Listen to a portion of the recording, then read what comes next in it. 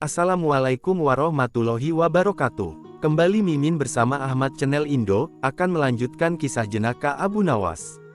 Tanpa berlama-lama lagi, mari kita masuk ke alur ceritanya. Al-Kisah yang berjudul Cemburu Buta. Setelah berhasil menyembuhkan pangeran pewaris tahta, mulai saat itu pula, Abu Nawas langsung terkenal menjadi tabib dadakan.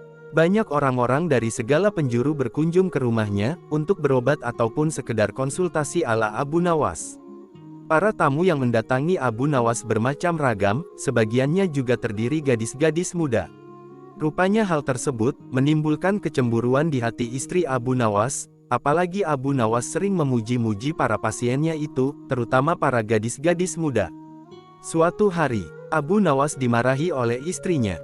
Dahulu sebelum menikah, engkau mengatakan jika aku ini sebanding dengan dunia dan isinya, tetapi kemarin, aku melihat engkau juga mengatakan itu kepada gadis muda yang menemuimu itu.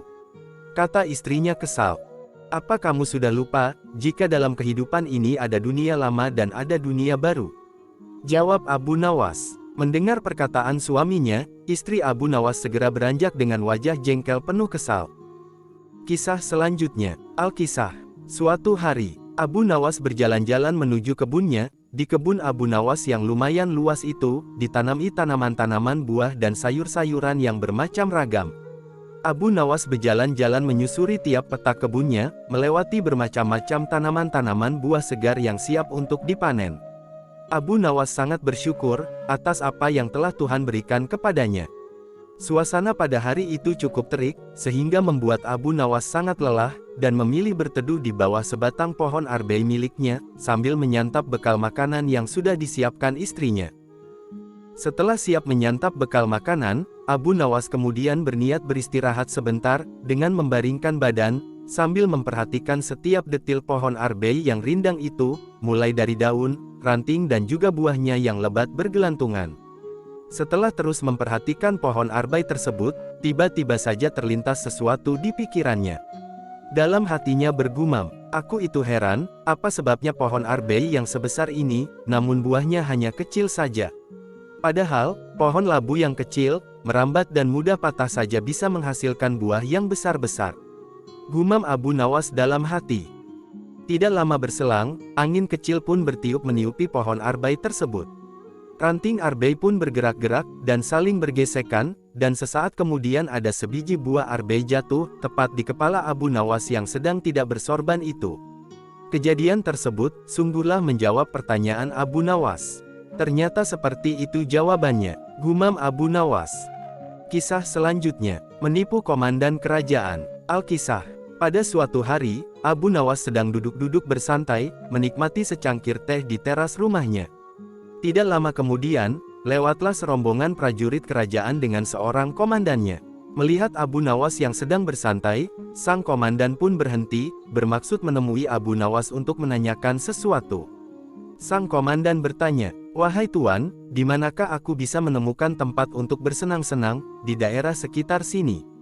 Tanya komandan yang rupanya tidak mengetahui, jika yang ditanya adalah Abu Nawas, orang yang cukup terkenal karena kecerdasannya, dan kedekatannya dengan Baginda Raja, dan ia adalah penasehat kerajaan pada masa itu.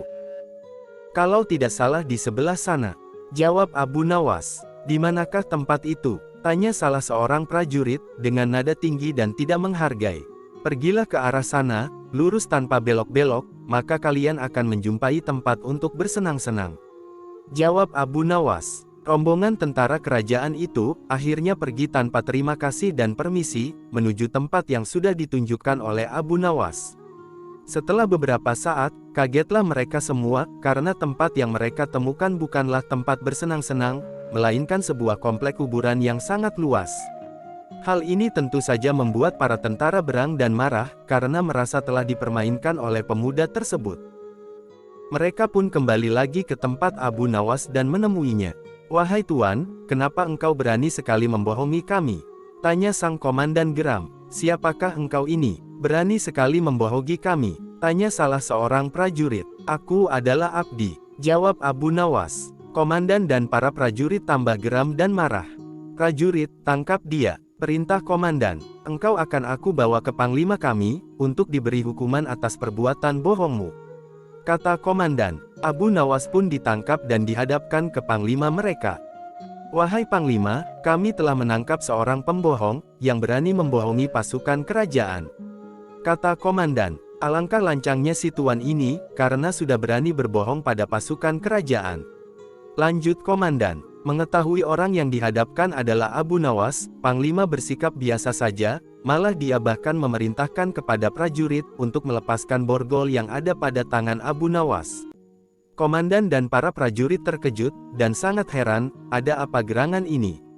Setelah itu, panglima pun mendekati Abu Nawas dan berkata, "Tuan Abu, maafkan perbuatan anak buahku di sini ya, karena ketidaktahuan mereka." Kata panglima itu dengan sangat lembut. Mereka berdua memang sudah saling mengenal satu sama lain, karena mereka seringkali bertemu, ketika sang khalifah mengundangnya ke istana. Betapa terkejutnya sang komandan dan para prajuritnya, mendengar permintaan maaf panglimanya. Perasaan sombong dan congkak, yang tadi menyelimuti mereka, seketika berubah menjadi rasa takut. "Wahai Tuan Abu, sebenarnya kebohongan apa yang mereka sangkakan kepadamu?" tanya panglima. "Wahai panglima, mereka memintaku untuk menunjukkan tempat untuk bersenang-senang. Tentu saja aku tunjukkan kuburan, karena kuburan adalah tempat yang lebih baik bagi orang-orang yang taat kepada Allah Subhanahu wa Ta'ala. Di sana pula dia akan mendapatkan hidangan yang nikmat dari Allah Subhanahu wa Ta'ala, terbebas dari rasa fitnah, kejahatan manusia dan makhluk lainnya." Jawab Abu Nawas dengan tenangnya. Komandan pun segera mendekati Abu Nawas dan berkata, "Maafkan hamba, Tuanku Abu. Andai saja aku mengetahui sebelumnya, bahwa Tuan adalah Tuan Abu, tentu kami tidak akan berani membawa Tuan ke hadapan panglima." Kata komandan lagi, "Wahai komandan, apakah aku telah membohongi kalian? Bukankah aku berkata benar? Aku adalah abdi, dan setiap orang adalah abdi Allah Subhanahu wa Ta'ala, termasuk kalian semuanya. Oleh sebab itu bersikaplah sopan pada setiap orang yang kamu temui, tanpa harus membeda-bedakan," kata Abu Nawas. "Anda benar Tuan," jawab komandan. Komandan dan prajurit yang telah menangkap Abu Nawas, merasa malu jadinya. Sebagai permohonan maaf, mereka kembali mengantar Abu Nawas pulang ke rumahnya. Kisah selanjutnya, yang berjudul, Lomba Berburu. Alkisah. Suatu hari yang cerah, Raja Harun al-Rasyid dan para pengawalnya, meninggalkan istana untuk berburu. Namun di tengah perjalanan, salah satu pejabat kerajaan yang bernama Abu Jahil, menyusul dengan terengah-engah di atas kudanya. "Baginda, Baginda, hamba mau mengusulkan sesuatu," kata Abu Jahil mendekati sang raja. "Apa usulmu itu wahai Abu Jahil?" tanya Baginda. "Agar acara berburu ini semakin seru, dan disaksikan banyak penduduk, bagaimana kalau kita hari besok sayembarakan saja?" ujar Abu Jahil dengan raut wajah serius. Baginda Raja terdiam sejenak, dan mengangguk-angguk. "Hamba ingin beradu ketangkasan dengan Abu Nawas, dan nanti pemenangnya akan mendapatkan sepundi uang emas. Tapi kalau kalah, hukumannya adalah dengan memandikan kuda-kuda istana selama 1 bulan. Tutur Abu Jahil meyakinkan Raja. Akhirnya Baginda Raja Harun al-Rasyid, menyetujui usulan Abu Jahil tersebut, hitung-hitung sayembara itu akan memberikan hiburan kepadanya. Esok harinya, dipanggillah Abu Nawas, untuk menghadap Baginda, dan setelah itu Abu Nawas pun diberitahu, jika ia akan mengikuti lomba berburu melawan Abu Jahil. Kemudian Baginda menjelaskan semua aturan sayembara. Awalnya, Abu Nawas menolak ikut, karena ia tahu bahwa semua ini, hanya untuk mengerjainya, apalagi ini adalah ide dari Abu Jahil, yang memang tidak menyukai kedekatannya dengan Baginda Raja. Karena terus dipaksa oleh Baginda, akhirnya Abu Nawas setuju untuk ikut. Ketika hendak bersiap-siap, Abu Nawas mulai memikirkan jalan keluarnya nanti, karena ia tahu yang ia hadapi adalah Abu Jahil, seorang pejabat istana yang membencinya. Abu Nawas berpikir, pasti Abu Jahil akan menggunakan kekuasaannya, untuk memerintahkan para anak buahnya, untuk menyumbangkan seekor binatang buruan untuknya. Abu Nawas terus memutar otak, dan akhirnya menemukan sebuah ide cemerlang. Ia kemudian tersenyum. Abu Jahil sangat percaya diri, dia berpikir mana mungkin Abu Nawas bisa mengalahkan dirinya kali ini. Akhirnya Baginda menggiring mereka ke tengah alun-alun istana. Raja dan seluruh rakyat menunggu, siapa yang bakal menjadi pemenang dalam lomba berburu ini. Terompet tanda mulai ditiup. Abu Jahil segera memacu kudanya, secepat kilat menuju hutan belantara. Anehnya, Abu Nawas justru sebaliknya, dia dengan santainya menaiki kudanya, sehingga para penonton banyak yang berteriak dan tertawa. Menjelang sore hari, tamparlah kuda Abu Jahil memasuki pintu gerbang istana. Ia pun mendapat sambutan meriah, dan tepuk tangan dari rakyat yang menyaksikannya. Di sisi kanan dan kiri kuda Abu Jahil, tampak puluhan hewan yang mati terpanah. Abu Jahil dengan senyum bangga, memperlihatkan semua binatang buruannya di tengah lapangan. Aku, Abu Jahil berhak memenangkan lomba ini. Lihat, binatang buruanku banyak. Mana mungkin Abu Nawas mengalahkanku? Teriaknya sombong, yang membuat para penonton semakin ramai bertepuk tangan. Tidak berapa lama kemudian, terdengar suara tapak kuda Abu Nawas. Semua orang mentertawai dan meneriakinya, karena tidak membawa satupun binatang buruan. Tapi Abu Nawas terlihat santai saja.